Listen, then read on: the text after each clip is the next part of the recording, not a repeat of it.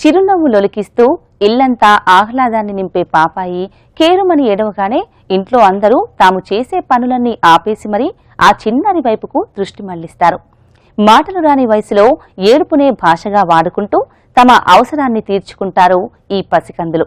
అయితే వయసు పెరిగే కొద్దీ వాళ్లలో ఈ ఏడుపు గల కారణాలు మారిపోతాయి. ఒక్కోసారి దేనికి ఏడుస్తారో కూడా అర్థం కాదు. అందుకే పిల్లలు ఎందుకు ఏడుస్తారు?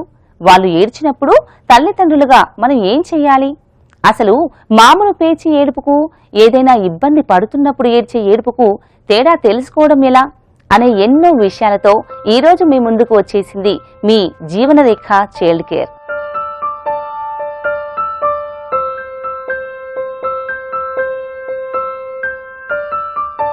మనసులో కలిగే ఎన్నో హావభావాలని మనం సాధారణంగా మాటల ద్వారా వ్యక్తపరుస్తాం. ఒక్కోసారి మనలో కలిగే కొన్ని భావాలు భాషకు అందవు. అటువంటి సమయంలో మనం నవ్వు, ఏడుపు, కోపం, బాధ మొదలైనవి ముఖ కవళికల ద్వారా ప్రదర్శిస్తాం. మనకు అస్సలు పరిచయం లేని వ్యక్తులైనా నవ్వడం చూసి సంతోషిస్తాం. అలాగే ఎవరైనా ఏడుస్తుంటే మనలో కూడా ఎంతో కొంత బాధ కలుగుతుంది. ఒకవేళ అదే ఏడుపు ఓ పసిబిడ్డ నుంచి వినిపించిందనుకోండి, ఇక మనా పరా భేదం లేకుండా ఆందోళన చెందుతాం. అయితే పసిపిల్లల్లో ఏడుపు అనేది ఓ సహజ ప్రక్రియ. మాటలు రాని చిన్నారులకు సైతం వచ్చిన ఏకైక భాష ఏడుపు. ఇంతకీ ఈ ఏడుపు ద్వారా వాళ్ళు మనకి ఏం తెలియచేయాలనుకుంటారు? పుట్టిన మొదటి నెలలో ఏడుపు ద్వారానే పిల్లలు కమ్యూనికేట్ చేయగలరు. వాళ్ళకి ఆకలిగా ఉన్నా, లేకపోతే ఏమన్నా ఇబ్బంది ఉన్నా, బాగా వేడిగా ఉన్నా, బాగా చల్లగా ఉన్నా, లేకపోతే డైపర్ వెట్ అయినా, ఇంకేమైనా ఇబ్బంది ఉన్నా పిల్లలు ఏడుపు ద్వారానే కమ్యూనికేట్ చేయొచ్చు. ఒక్కోసారి తల్లి అక్కడ ఉంటుంది, తల్లి కానీ కేర్ టేకర్ కానీ వాళ్ళు కొంచెం పక్కకు జరిగినా పిల్లలు భయపడడం వల్ల, లేదు అంటే లోన్లీగా ఫీల్ అవ్వడం వల్ల కూడా ఏడవగలరు. పిల్లలు పెద్దగా అవుతామన్న కొద్దీ, స్పెషల్లీ 1 నుంచి 3 సంవత్సరాల లోపు మాటలు అవన్నీ నెమ్మదిగా నేర్చుకుంటారు. సో ఏడుపు నెమ్మదిగా తగ్గుతుంది. వేరే ద్వారా వాళ్ళు మాటల ద్వారా కమ్యూనికేషన్ పెరుగుతూ ఉంటుంది. సో ఏడుపు అన్నది పిల్లలు పెద్దగా అవుతా ఉన్న కొద్దీ తగ్గుతూ ఉంటుంది. అదే స్కూల్ గోయింగ్ పిల్లలు కానీ, ఒక 10-12 ఏళ్ల పిల్లలు కానీ ఏడుపు అన్నది చాలా వరకు తగ్గుతుంది. అన్లెస్ వాళ్ళకి చాలా ఇబ్బంది ఉంటే కానీ వాళ్ళు ఏడవరు పెద్ద పిల్లలు. ఏడుపు ఇంత సహజ ప్రక్రియ అయినప్పుడు పసిపిల్లలు ఏడ్చినప్పుడు ఎందుకు అంత కంగారు పడతాము? గుక్కపట్టి ఏడవటం పిల్లలకు మంచిది కాదు అని కూడా వింటుంటాము. నిజానికి ఏడుపు పిల్లలకు మంచిదా లేక హానికరమా? అంటే పుట్టిన పసిపిల్లల్లో ఏడుపు కమ్యూనికేషన్ కాబట్టి అది పాప ఏడవడం ఆరోగ్యానికైతే మంచిది. ఎందుకంటే baby is trying to communicate here. ఒకవేళ ఫీడ్ ఇచ్చిన తర్వాత కూడా, డైపర్ క్లీన్ చేసిన తర్వాత కూడా, ఇంకేమన్నా చల్లగా వెచ్చగా ఉన్నా కూడా అవి కూడా కరెక్ట్ చేసిన తర్వాత అంతే కంటిన్యూస్ ఉంది అంటే అది కాజ్ ఎందుకు అన్నది చెప్పి చూడాలి. కంటిన్యూస్ క్రై అయితే ఈ పిల్లల్లో మంచిది కాదు. అంటే ఈ నియోనేట్స్ ఏవైతే కంటిన్యూస్గా ఏడుస్తూ ఉన్నారో పిల్లలు, దే ఆర్ సేయింగ్కి ఏదో ఇబ్బంది ఉంది, we have to address it. అదే కొంచెం పిల్లలు పెద్దగా అయినారు, 1 నుంచి 3 సంవత్సరాల పిల్లలు అట్లా ఏడుస్తూ ఉన్నారు అంటే క్రయింగ్ అన్నది కొంతమేరకు మంచిది. ఎందుకంటే అది ఇట్ లెట్స్ అవుట్ ఎమోషన్స్. ఏమన్నా కోపం ఉన్నా, బాధ ఉన్నా, ఏమన్నా ఇబ్బంది ఉన్నా పిల్లలు ఏడ్చి తల్లి దగ్గర కానీ తండ్రి దగ్గర కానీ ఓపెన్ అప్ అవుతారు. So crime to some extent హెల్తీనే. అది ఒక్కోసారి కొంతమంది పిల్లలు ఏడ్చి ఊపిరి గుక్కబెట్టి ఆపడము, ఊపిరి బిగబెట్టడం ఇట్లాంటివి జరుగుతూ ఉంటాయి. సో దానివల్ల ఇబ్బంది ఏంటి అంటే బిడ్డ శ్వాస సరిగ్గా తీసుకోకపోవడము, ఒక్కోసారి పడిపోవడము, ఫిట్స్ లాగా రావడం ఇబ్బంది ఉంటుంది. సో పిల్లలు గుక్కబెట్టి ఏడవడం అన్నదైతే కొంచెం పెద్ద ఏజ్ గ్రూప్లో మంచిది కాదు. మానవ జీవనం మొదలవటమే ఏడుపుతో జరుగుతుంది. ప్రసవించిన బిడ్డ మొదటి ఏడుపు వినగానే ఇంట్లో అందరూ సంబరపడిపోతారు. అమ్మయ్య అని ఊపిరి పీల్చుకుంటారు. అసలు ఈ మొదటి ఏడుపుకు ఉన్న ప్రత్యేకత ఏంటి? గర్భవతి అయిన మహిళకు ప్రసవం తర్వాత తన బిడ్డ మొదటిసారి ఏడ్చే ఏడుపు వినటం ఓ అపురూపమైన అనుభూతి. తల్లిదండ్రుల భావోద్వేగాలను పక్కన పెడితే ప్రసవం ఖచ్చితంగా జరిగిందనడానికి ఇదో సూచన. పుట్టిన వెంటనే పాపాయి ఏడ్చిందంటే ఆ శిశువు ఆరోగ్యంగా ఉందని అర్థం. ఇంతకీ శిశువు తొలి ఏడుపుకు వైద్యపరంగా ఉన్న ప్రాధాన్యత ఏమిటి? ఫస్ట్ క్రై అన్నది బిడ్డకి చాలా అవసరం. ఎందుకంటే పుట్టకముందు బిడ్డ తల్లి కడుపులో ఉన్నంత వరకు ప్లాసెంటా ఆక్సిజన్ ఇంకా సరిపడా న్యూట్రియంట్స్ సప్లై చేస్తూ ఉంటుంది. పుట్టిన తర్వాత లంగ్ ఫంక్షనల్గా స్టార్ట్ అవుతుంది. ఎప్పుడైతే మొదటి ఊపిరి తీసుకుంటుందో బిడ్డ, అది ఏడుపు ద్వారా సాధ్యమవుతుంది. సో ఇంతకుముందు కడుపులో ఉన్నప్పుడు లంగ్లో ఏదైతే ఉంటుందో నీరు అదంతా ఉంటుంది, గాలి శాతం అయితే చాలా వరకు తక్కువ ఉంటుంది. పుట్టిన తర్వాత బిడ్డ ఏడుపు వల్ల లోపల ఉన్న లంగ్ ఫ్లూయిడ్ మొత్తం బయటికి వస్తుంది. దాని తర్వాత లంగ్ నెమ్మదిగా ఎక్స్పాన్షన్ అయితే స్టార్ట్ అవుతుంది. సో బిడ్డ మొదటి ఏడుపు అన్నది చాలా అవసరం. ఒకవేళ ఈ మొదటి ఏడుపు కనుక ఏమన్నా లేట్ అయింది అంటే శ్వాస సరిగ్గా అందకపోవడము, మెదడుకి డ్యామేజ్ జరిగే అవకాశాలు అయితే చాలా ఉంటాయి. సో ఐడియల్గా అయితే అన్ని డెలివరీస్ హాస్పిటల్ అవ్వాలి. మొదటి కిరాయి చాలా అవసరం బిడ్డకి. ప్రసవం తరువాత ఈ కొత్త ప్రపంచంలోకి అడుగుపెట్టిన బుజ్జాయికి అన్నీ కొత్తే. అప్పటిదాకా శ్వాస నుంచి ఆహారం వరకు అన్నీ అమ్మ మీదే ఆధారపడిన శిశువు ఇక్కడి వాతావరణానికి, సొంతంగా జీవనాన్ని సాగించటానికి కొంత సమయం పడుతుంది. అందుకే మొదటి 12 వారాలు పసిపిల్లల్లో ఎక్కువగా ఏడవటం చూస్తుంటాం. మరి ఈ మొదటి కొన్ని వారాలు వాళ్ల ఏడుపుకి గల కొన్ని కారణాలేమిటి? ఎటువంటి ఏడుపుకి ప్రత్యేక శ్రద్ధ వహించటం అవసరం? మొదటి 12 వారాలు బిడ్డకి మాటలైతే రావు. సో ఏదైతే కమ్యూనికేషన్ ఉందో బిడ్డ ఏడుపు ద్వారానే ఇవ్వగలరు. ఒకవేళ ఆకలిగా ఉన్నా, లేకపోతే ఏదైనా నొప్పి ఉన్నా, లేకపోతే ఏమన్నా కుట్టినా, లేకపోతే డైపర్ వెట్గా ఉన్నా, లేకపోతే మదర్ నియర్ బై లేకపోయినా, భయం వేసినా, సడన్ శబ్దాలకి వీటికి కూడా బిడ్డ ఏడుస్తుంది. సో ఒకవేళ బిడ్డకి పాలు ఇచ్చిన తర్వాత కానీ, బిడ్డకి కొంచెం వెచ్చగా ఎత్తుకొని రాక్ చేసినా కూడా కానీ, దాని తర్వాత కూడా బిడ్డ ఏడుపు ఆపడం లేదు అంటే ఇంకేమైనా ఇబ్బంది ఉందా అని చెప్పి చూడాలి. ఒకసారి పైనుంచి కింద దాకా బిడ్డకి ఏమైనా ర్యాష్ కానీ ఇంకేమైనా ఇబ్బంది ఉందా చూడండి. మోస్ట్ ఆఫ్ ద టైం మనము ఏం చేస్తామంటే దిష్టివి ఇవి కడతాం బిడ్డకి. ఒక్కోసారి బిడ్డ పెరుగుతా ఉన్నా, అవి టైట్ ఉన్నా, దానివల్ల బిడ్డకి ర్యాష్ వచ్చి ఏడవడం ఉంటుంది. రక్త సరఫరా అయితే ఇబ్బంది ఉంటుంది. దానివల్ల అవి మనం సరిగ్గా చూసుకుంటా ఉండాలి, లూజ్ ఉన్నాయా లేదా అని. ఇంకోసారి బిడ్డకి మనం ఉయ్యాల మీద పెడతాము, కింద ఏమన్నా గుచ్చుకున్నా కూడా, తిని పడేసిన పదార్థాలు కానీ ఇంకేమన్నా ఆట బొమ్మలు కానీ గుచ్చుకున్నా కూడా దానివల్ల కూడా ఏడుస్తుంది. ఒక్కోసారి పిల్లలు చల్లగా ఉన్నా కూడా ఏడుస్తారు, వామ్త్ లేకపోయినా ఏడుస్తారు. సో మనం ఎత్తుకొని జెంటిల్గా రాకింగ్ ఇవన్నీ చేసిన తర్వాత కూడా బిడ్డ ఏడుస్తూ ఉంది, కంటిన్యూస్ ఏడుస్తూ ఉంది, బిడ్డ ఆపడం లేదు. ఒక్కోసారి బిడ్డ పిచ్ క్వాలిటీ ఎక్కువగా ఉండి ఏడ్చి ఆగిపోవడం కానీ, బిడ్డ ఏమన్నా జ్వరం ఉండడం కానీ ఇంకేమన్నా ఇబ్బంది ఉంటే ఇదంతా హెల్తీ కాదు. వెంటనే డాక్టర్ దగ్గర తీసుకెళ్లాల్సి వస్తుంది. పుట్టినప్పుడు మొదలుపెట్టిన ఏడుపును పిల్లలు కొన్నాళ్లు కొనసాగిస్తారు. శిశువు దశలో ఉన్నప్పుడు ఏడ్చే ఏడుపుకి, కొంచెం పెద్దయ్యాక ఏడ్చే ఏడుపుకి కొద్దిపాటి తేడాలు ఉంటాయి. అలాగే మామూలుగా ఉన్నప్పటికంటే ఆరోగ్యం బాలేనప్పటి ఏడుపు తేడాగా ఉంటుంది. వీటన్నిటి గురించి ఇప్పుడు తెలుసుకుందాం. శిశువు రోదనకు ప్రధాన కారణం ఆకలి. చిన్నపిల్లలు మొదటి ఏడాది సగటున ప్రతి 2 గంటలకు ఒకసారి ఏదో ఒకటి తింటూ ఉంటారు. దానికి ఆటంకం కలిగి వారు ఆకలికి లోనైనప్పుడు పిల్లలు ఏడుస్తారు. ఇక ఈ వయస్సులోని శిశువులకు ఏదో ఒక వస్తువు చీకటం అలవాటుగా ఉంటుంది. ఆకలి లేకపోయినప్పుడు కూడా పాలపీకను చీకుతుంటే వారికి సౌకర్యంగా ఉంటుంది. దానికోసం కూడా వాళ్ళు ఏడుస్తారు. ఏడాదిలోపు పసిపిల్లలు సాధారణంగా రోజుకు 16 గంటలు, కొంతమంది పిల్లలైతే అంతకంటే ఎక్కువ సమయం పడుకుంటారు. అందుకే నిద్ర తక్కువైనప్పుడు పిల్లలు అలసిపోయి ఏడుస్తారు. ఇక డైపర్ నిండిపోయినప్పుడు, తల్లి పక్కన కనపడకపోయినా, కొత్త వాళ్లను చూసినా, వారికి ఏదైనా అసౌకర్యంగా ఉన్నా కూడా వారు ఆశ్రయించేది ఏడుపునే. మరి ఈ వయసులోని పసిపిల్లలో ఏది సాధారణ ఏడుపు, ఎటువంటి ఏడుపు ఏదైనా సమస్యకి చిహ్నమో గ్రహించటం ఎలా? అన్హెల్తీ క్రై అంటే ఒకవేళ బిడ్డ కంటిన్యూస్గా ఏడవడం కానీ, హై పిచ్డ్ క్రై ఉంటే కానీ, మనము ఫీడ్ ఇవన్నీ ఇచ్చిన తర్వాత అండర్లైన్ కాజెస్ ఎస్టాబ్లిష్ ట్రీట్ చేసిన తర్వాత కూడా కంటిన్యూస్ ఏడుస్తూ ఉందంటే అదంతా అన్హెల్తీ క్రై ఉంటుంది. అది దేనివల్ల కావచ్చు అంటే, ఇప్పుడు సపోజ్ మనం న్యూబోర్న్ బేబీ ఉంది, వ్యాక్సినేషన్కి తీసుకెళ్ళి వచ్చాము, ఆ ఇంజెక్షన్ నొప్పి వల్ల ఏడవచ్చు. లేదు అంటే ఏదైనా బయట ఇన్సెక్ట్ బయట అనుకోండి, ఒక దోమ కానీ చీమ కానీ ఏమన్నా కుట్టినా కూడా పిల్లలు ఏడుస్తారు. లేదు అంటే కొంచెం పిల్లలు పెద్దగా అవుతా ఉన్న కొద్ది 4 నుంచి 6 నెలలలోపు ఏమవుతుందంటే పళ్ళు రావడం స్టార్ట్ అవుతుంది. ఆ అన్కంఫర్ట్ వల్ల, నొప్పి వల్ల పిల్లలు ఏడుస్తారు. లేదు అంటే జనరల్గా 3 months 2 months బేబీస్ కోలిక్ వల్ల కూడా ఏడుస్తారు. ఇది ఫీడ్ ఇచ్చిన తర్వాత కూడా కంటిన్యూస్ క్రై, ఒక 2-3 గంటలు అట్లా ఏడవడము, కంటిన్యూస్ ఏడవడం, ఏం చేసినా కూడా ఆగకపోవడం వల్ల కూడా కావచ్చు.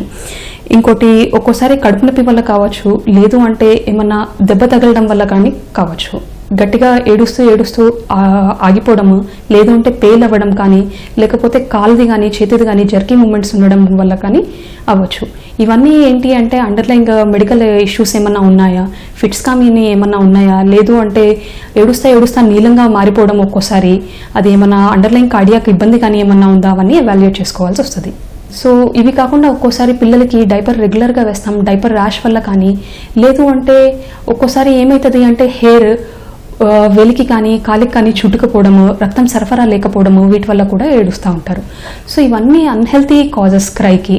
సో బేసిక్గా ఇది ఏంటి అంటే అండర్లైన్ ఇష్యూ మనం అడ్రస్ చేయాల్సి వస్తుంది.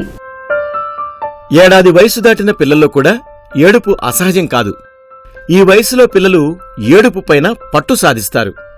అంటే ఏడుపు ఓ బ్రహ్మాస్త్రమని, వారు ఏడుస్తే తమ పనులు జరిపించుకోవచ్చునన్న తెలివి కలిగే దశ ఇది. అందుకే ప్రతి చిన్నదానికి ముందు కేర్న ఏడుపు మొదలుపెట్టేస్తారు.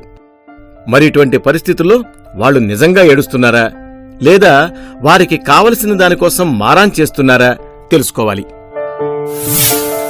ఇక పిల్లలు పెద్దగా అవుతున్న కొద్దీ మాట్లాడడం నేర్చుకుంటా ఉంటారు. సో 1 నుంచి 3 సంవత్సరాల పిల్లలు వాళ్ళకి కావాల్సింది మాటల ద్వారా లేదంటే వేరే యాక్షన్స్ వల్ల దే కెన్ రెసిప్రొకేట్. సో ఈ ఏజ్లో పిల్లలు ఏడుపు అన్నది తగ్గుతుంది. ఒకవేళ ఏడ్చినా కూడా 90% నాన్ మెడికల్ కాజెస్, మిగిలిన 5-10% మెడికల్ కాజెస్ వల్ల అవ్వచ్చు. ఇది పిల్లలు తల్లికి చాలా అటాచ్ అవుతూ ఉంటారు. తల్లి దూరం వెళ్ళడం కానీ, లేదు అంటే కొత్త వాళ్ళు దగ్గరికి రావడం వల్ల కానీ, లేదు అంటే ఇప్పుడు మనం ప్రీ స్కూల్లో నర్సరీలో వేస్తాము, ఆ సపరేషన్ యాంగ్జైటీ కానీ, లేకపోతే చేంజ్ ఇన్ రొటీన్ వల్ల, దీనివల్ల కూడా పిల్లలు ఏడుస్తూ ఉంటారు. ఒక్కోసారి ఏంటి అంటే మనం పిల్లలు అడిగింది ఇవ్వకపోవడము, నచ్చినది చేయకపోవడము, దీనివల్ల ఏడుస్తారు. సో ఇది అన్హెల్తీ క్రై, సిక్ క్రైకి ఈ టెంపర్ టాంట్రమ్ వల్ల అన్నది ఎవరైతే తల్లి ఉన్నారో తనకంటే బెటర్ జడ్జి లేదు దేనివల్ల ఏడుస్తుంది అని. జనరల్గా ఏంటి అంటే టెంపర్ క్రై అన్నది బిడ్డకి తనకి కావాల్సిన వస్తువు కానీ పదార్థం కానీ ఏమైనా ఇచ్చినప్పుడు ఆపేస్తుంది. అదే బిడ్డ సిక్గా ఉన్నాడు అంటే ఏం చేసినా కూడా అది క్రై కంటిన్యూస్గానే ఉంటుంది. బడికి వెళ్లే పిల్లల్లో కూడా ఈ ఏడ్చే లక్షణాన్ని గమనించవచ్చు. మామూలుగా పిల్లలు దొంగ ఏడుపులు ఏడుస్తుంటారు, కానీ కొన్నిసార్లు వారి ఏడుపు అసాధారణంగా ఉంటుంది. అలాంటప్పుడు వైద్య సహాయం తీసుకోవాలి. మరి ఆ విషయాలను ఇప్పుడు తెలుసుకుందామా? పాఠశాలకు వెళ్లే దశలోని పిల్లలు కూడా ఏడుస్తారు. శిశువులు, చిన్నపిల్లలు ఏడ్చినంత స్థాయిలో కాకపోయినా 5 నుంచి 8 ఏళ్ల వయసు పిల్లలు కూడా బాధపడతారు. ఆ బాధ ఎక్కువైతే ఏడుస్తారు. అది సహజమే. పిల్లల వయసు పెరిగే కొద్దీ వారు ఏడవటం తగ్గుతుంది. మాట్లాడడం వచ్చిన పిల్లలు తమ బాధలను, తమ అవసరాలను వ్యక్తం చేయగలుగుతారు. అంతేకాదు, ఏడవటానికి ఏది సరైన సమయం, ఏది కాదు అన్నది అర్థం చేసుకోగలరు. కొన్నిసార్లు ఏడవటం కూడా మంచిదే. ఏదైనా కష్టమో నష్టమో వాటిల్లినప్పుడు దాన్ని ఎదుర్కోవడానికి ఏడుపు ఒక ఆరోగ్యవంతమైన మార్గం. పిల్లలు తమ భావాలను వెల్లడిస్తున్నప్పుడు శ్రద్ధగా వినండి, ఓదార్చండి. వారి భావాలు సరైనవే అనే ధీమాని కలిగిచేయండి. పిల్లలకి కొత్తగా స్కూల్లో వేయడం, లేదు అంటే స్కూల్ మారడము, దీనివల్ల వాళ్ళకి వెళ్ళడానికి కొంతమేరకు భయం అనేది ఉంటుంది. జనరల్గా ఇంట్లో ఉన్నంత వరకు రొటీన్ సపరేట్ ఉంటుంది. వాళ్ళు చాలా అటెన్షన్స్ పొందుతారు. బయటికి వెళ్ళిన తర్వాత వేరే పిల్లలతో కలిస్తే వాళ్ళు ఆశించినంత అటెన్షన్ దొరకకపోవడము, అంత ఘనంగా ప్యాంపరింగ్ స్కూల్లో దొరకకపోవడము, దీనివల్ల ఇబ్బంది ఉంటుంది. ఇంకోటి కొత్త వాతావరణం అడ్జస్ట్ అవ్వడం అన్నది మాత్రం పిల్లలకు కొంతమేరకు కష్టం. పిల్లలకే కాదు ఎవరికైనా అది కష్టమే. సో మనం రొటీన్ అనేది నెమ్మదిగా వాళ్ళకి అలవాటు చేయించాలి. మనం నెమ్మదిగా స్కూల్కి తీసుకెళ్లి రావడము, పిల్లలు స్కూల్ నుంచి వచ్చిన తర్వాత మనం ఇంట్లో ఉంటాము, వాళ్ళకి చూసుకుంటామన్న నమ్మకం కల్పించాలి. సో ఒకవేళ స్కూల్కి వెళ్తున్నప్పుడు బిడ్డ మారం చేయడం, వెళ్ళకపోవడం అనడము, ఎందువల్ల అలా అంటున్నారో మనం కనుక్కోవాలి. బిడ్డకి స్కూల్ నచ్చడం లేదా, స్కూల్కి వెళ్ళడానికి ఏమన్నా ఇబ్బంది ఉందా, స్కూల్ బస్లో కానీ ఎవరన్నా పిల్లలు ఏడిపించడం కానీ, బులియింగ్ కానీ ఏమన్నా ఉందా, లేదు అంటే పిల్లలు ఇంట్లో ఉన్నంత వరకు వాళ్ళకి మనం తినిపిస్తాము, స్కూల్కి వెళ్ళిన తర్వాత తినడానికి ఏమన్నా ఇబ్బంది ఉందా, లేదు అంటే వాష్రూమ్ సరిగ్గా లేకపోవడమో వెళ్ళడానికి ఏమన్నా ఇబ్బంది ఉందా, వేరే పిల్లలు ఏడిపించడం కానీ, లేకపోతే కొత్త వాళ్ళకి చూసి భయపడుతున్నారా ఏంటి, ఇవి మనం కనుక్కోవాలి. ఒకసారి పిల్లలకి కూర్చోపెట్టి మనం మాట్లాడి దాని తర్వాత కూడా మనకి ఇంకా ఇబ్బందిగా ఉందంటే స్కూల్కి వెళ్ళి ఒకసారి కనుక్కొని రావడం మంచిది. పిల్లలకి మనం కొత్తగా స్కూల్కి పంపడం స్టార్ట్ చేసిన తర్వాత వాళ్ళకి నేర్పాలి నెమ్మదిగా. స్కూల్కి వెళ్ళి వేరే పిల్లలతో ఆడుకోవడము, అక్కడ వెళ్ళి వచ్చిన తర్వాత మనం ఇంట్లో ఉంటాము, మళ్ళీ సేమ్ కేర్ తీసుకుంటామని నమ్మకం కల్పించడం మాత్రం అవసరం. కొన్నిసార్లు చిన్న పిల్లల ఏడుపు చాలా బాధాకరంగా ఉంటుంది. ఎంత ప్రయత్నించినా ఆ ఏడుపు ఆగదు. దాన్ని కాలిక్ అంటారు. మరి ఈ కాలిక్ బేబీస్ గురించి మరిన్ని విషయాలు తెలుసుకుందామా? బిడ్డ పుట్టిన కొన్ని వారాల నుంచి 3 నెలలలోగా ఈ కాలిక్ సమస్య తలెత్తుతుంది. ఈ సమస్య ఉన్న పిల్లలు రోజుకు 3 గంటల కంటే ఎక్కువ, వారంలో 3 రోజులకు పైగా, ఇలా ఓ 3 వారాలు దాటినా ఏడుస్తూనే ఉంటారు. ఈ సమస్య ఉన్న పిల్లల్లో ఏడుపు తప్పిస్తే ఇతరత్రా ఏ సమస్య ఉండదు. వారు ఆరోగ్యంగా ఉంటారు. ఆహారం తీసుకోవడంలో పెద్ద ఇబ్బంది ఉండదు. మరి ఈ సమస్య ఎందుకు తలెత్తుతుంది? ఎటువంటి పిల్లల్లో దీన్ని ఎక్కువగా చూస్తాం? జనరల్గా కోలిక్ కారణం ఏంటి అన్నది చెప్పడం మాత్రం కష్టం. అది ఒక్కోసారి గ్యాస్ వల్ల రావచ్చు, పిల్లలకి మనం సరిగ్గా బర్ప్ చేయకపోవడం వల్ల గ్యాస్ పెరిగి దానివల్ల పొట్ట ఉబ్బడము, దానివల్ల ఇబ్బంది, దానివల్ల కావచ్చు. లేదు అంటే ఒక్కోసారి పేగులు ఉంటాయి, అవి స్పాజంలో వెళ్ళడం వల్ల కావచ్చు. లేదంటే పిల్లలు ఒక్కోసారి ఓవర్ సెన్సిటివ్ ఉంటారు, సడన్గా లైట్ వేయడము, సడన్ సౌండ్స్ ఉండడము, అది కూడా ఒక్కోసారి ప్రెసిపిటేట్ చేయొచ్చు. కానీ ఎగ్జాక్ట్ కాజ్ అన్నదైతే ఏం తెలీదు. కానీ జనరల్గా తల్లిపాలు ఇవ్వడము, బయట పాలు ఇవ్వడము, దీనివల్ల ఏమన్నా కోలిక్ తీసుకురావడం అన్నదైతే ఇంకా ఏం స్టడీస్ అయితే ఏం లేవు. కోలిక్ అన్నది కనుక్కోవడం ఎలా అంటే బిడ్డ కంటిన్యూస్గా ఏడవడము, పాలు ఇచ్చిన తర్వాత కూడా ఏడవడము, సాయంత్రం పూట ఏడవడము, హై పిచ్ క్రై ఉన్నట్టుండి ఏం రీజన్ లేకుండా ఏడుస్తూ ఉంటే మనం అనుకోవచ్చు. ఈ కోలిక్ కొంతమేరకు ఇబ్బందే, కానీ మరీ అంత లైఫ్ థ్రెటనింగ్ ఇబ్బంది అయితే కాదు. సో ఈ బిడ్డ ఇట్లా ఏడుస్తూ ఉంది, గ్యాస్ ఉంది అని చెప్పి మనం ఇంటి చిట్కాలు పాటించడము, అట్లా వాము నీళ్ళు కానీ గ్రైప్ వాటర్లు కానీ ఇవ్వడం అయితే మంచిది కాదు. సో మీకు ఇంకా ఏమైనా ఇబ్బంది ఉంది అంటే నియర్ బై డాక్టర్ దగ్గరికి తీసుకెళ్ళండి. ఒకవేళ మరీ అవసరం అయితే ఆయన ఈ నొప్పి తగ్గడానికి లేదంటే కోలిక్ తగ్గడానికి మందులు సూచిస్తారు.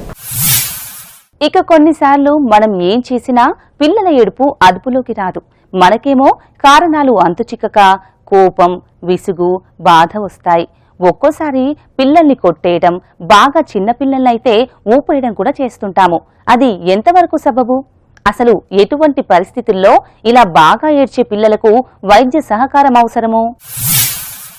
ఒక్కోసారి ఏం చేస్తారంటే కొంతమంది తెలియక బిడ్డ కంటిన్యూస్గా ఏడుస్తూ ఉంటే గట్టిగా షేక్ చేయడము, విగరస్గా షేక్ చేయడం చేస్తూ ఉంటారు. ఇది జనరల్గా అయితే మంచిది కాదు. ఏమవుతుంది అంటే ఒక్కోసారి బిడ్డకి ఇలా షేక్ చేయడం వల్ల మెదడు కణాలు ఏవైతే ఉన్నాయో అవి దెబ్బతింటాయి, ఆక్సిజన్ సరిగ్గా అందదు. ఒక్కోసారి పిల్లల్లో డెలికేట్ బ్లడ్ వెజల్స్ ఉంటాయి, అవి రప్చర్ అయ్యి ఏమైనా పర్మనెంట్ డ్యామేజ్ కూడా కావచ్చు. సో బేబీకి షేక్ చేయడం అయితే మంచిది కాదు. సో మీరు కానీ లేకపోతే కేర్ గివర్స్ కానీ ఎవరైనా ఉన్నారో బిడ్డకి గట్టిగా షేక్ చేయడం మంచిది కాదని నేర్పాలి. ఇంకోటి, ఒకవేళ బిడ్డ ఏడుస్తూ ఉందంటే gentle rocking moments like this is more than enough. గట్టిగా ఊపడం, కదపడం అనేది మాత్రం చేయకూడదు. పిల్లలు పెరుగుతున్న కొద్దీ తల్లిదండ్రులుగా మనం కూడా పెరుగుతూ ఉంటాం. పిల్లల ఎదుగుదలతో పాటు పెరిగే వారి అవసరాలకు తగినట్టుగా మన ప్రతిస్పందనలు కూడా పెరగాలి. ఏడుపు అనేది బాధ, ఇతర ఉద్వేగాలకు సహజమైన స్పందనగా గుర్తించాలి. అందుకని ఏడ్చిన ప్రతిసారి వారికి లొంగిపోలేము కదా. మరి తల్లిదండ్రులుగా పిల్లల ఏడుపుకి ఎప్పుడు ఎలా స్పందించాలో ఇప్పుడు తెలుసుకుందామా? బిడ్డ ఏడుపు అన్నది తల్లిదండ్రులు అయితే చూసుకోవాల్సి వస్తుంది. మొదటి 6 నెలలలోపు ఏమవుతుందంటే బిడ్డ ఆకలి వల్ల ఏడుస్తూ ఉంటుంది. అది ఫీడ్ ఇచ్చిన తర్వాత, దాని తర్వాత మంచిగా కంఫర్ట్ ఇచ్చిన తర్వాత మోస్ట్ ఆఫ్ ద టైమ్స్ తగ్గిపోతుంది. అదే 1 నుంచి 3 సంవత్సరాలలో పిల్లలు కంటిన్యూస్గా ఏడుస్తూ ఉన్నారు, వాళ్ళకి కావాల్సిన వస్తువు కూడా అందడం లేదు అంటే పిల్లలు ఏడుస్తూ ఉంటారు. జనరల్గా ఈ టెంపర్ టాంట్రమ్స్ అన్నది 1 నుంచి 3 సంవత్సరాలలోపు కామన్. ఇది టెంపర్ టాంట్రమ్స్ అంటే బిడ్డకి మనం అడిగింది ఇస్తా ఉన్న కొద్దీ, వాళ్ళకి పెద్ద అవుతున్న కొద్దీ నేను ఏడుస్తే దొరుకుతుంది అన్న ఐడియా అయితే వస్తుంది. సో అలాంటిదైతే మంచిది కాదు. ఒక్కోసారి ఇట్లాంటి క్రైస్ ఇగ్నోర్ చేయడం మంచిది. ఒక్కోసారి పిల్లలు ఏడుస్తా ఊపిరి బిగిబట్టి ఆగిపోవడం అవుతూ ఉంటుంది, బ్రెత్ హోల్డింగ్ స్పాజమ్కి వెళ్తారు. సో మనం పిల్లలు అడిగింది ఇస్తా ఉన్నాము అంటే ఈ స్పాజమ్స్ తగ్గవు. అట్లా అని ఇగ్నోర్ చేయడం కూడా కష్టమా. సో ఒకవేళ కంటిన్యూస్ పర్సిస్టెంట్ స్పెల్స్ ఉన్నాయి అంటే నియర్ బై డాక్టర్ దగ్గరికి తీసుకెళ్ళండి. అదే కొంచెం స్కూల్ గోయింగ్ పిల్లలు ఉన్నారు, ఏడుస్తూ ఉన్నారు, వాళ్ళు రొటీన్కి అలవాటు చేసిన తర్వాత ఇంట్లో మనం ఉన్నాము, వెనక ఉన్నాము, ఏమన్నా ఇబ్బంది ఉన్నా మనం వెనక ఉన్నామన్న నమ్మకం కల్పిస్తే వాళ్ళు నెమ్మదిగా తగ్గిస్తారు. అదే పెద్ద పిల్లలు ఇంకా కంటిన్యూస్గా ఏడుస్తూ ఉన్నారు అంటే ఏదో ఇబ్బంది ఉండి ఉంటుంది. జనరల్గా 10 సంవత్సరాలు దాటిన తర్వాత పిల్లలు ఏడుపు అన్నదైతే తక్కువ ఉంటుంది. ఒకవేళ వాళ్ళకి మనము ఛాన్స్ ఇచ్చి ఏమైంది అని చెప్పి సంజాయించిన తర్వాత వాళ్ళు ఉన్న ఇబ్బంది చెప్పగలరు. ఒక్కోసారి మార్కులు తక్కువ రాకపోవడము, లేకపోతే సరిగ్గా సబ్జెక్ట్లో ఇబ్బంది ఉండడము, సరిగ్గా ఫ్రెండ్స్ లేకపోవడము, లేకపోతే ఫ్రెండ్స్ కలిపి ఆడిపించకపోవడం, ఇవన్నీ కాజెస్ అయి ఉంటాయి. మనసులోని ఉద్వేగాలను బయటపెట్టే సాధనమే కన్నీరు. చిన్నపిల్లల ఏడుపును చిన్న సమస్యగా చూడకూడదు. ఏ ఏడుపుకు అర్థమేమిటో గ్రహించాలి, దానికి తగినట్టు స్పందించాలి. పిల్లల ఏడుపు అసలైనదో లేక వారి పనులు చేయించుకోవడానికి దొంగ ఏడుపులు ఏడుస్తున్నారో గమనించుకుంటూ ఉండాలి. అదే సమయంలో ఏమైనా ఆరోగ్య సమస్యల వల్ల ఏడుస్తున్నారేమో అని కూడా చూసుకుంటూ ఉండాలి. పిల్లల ఏడుపుకు సంబంధించి ఎన్నో విషయాలను ఇవాల్టి జీవనరేఖ చైల్డ్ కేర్లో తెలుసుకున్నాం కదా. మరో ఆసక్తికరమైన అంశంతో మళ్లీ కలుసుకుందాం. అంతవరకు సెలవు. నమస్కారం.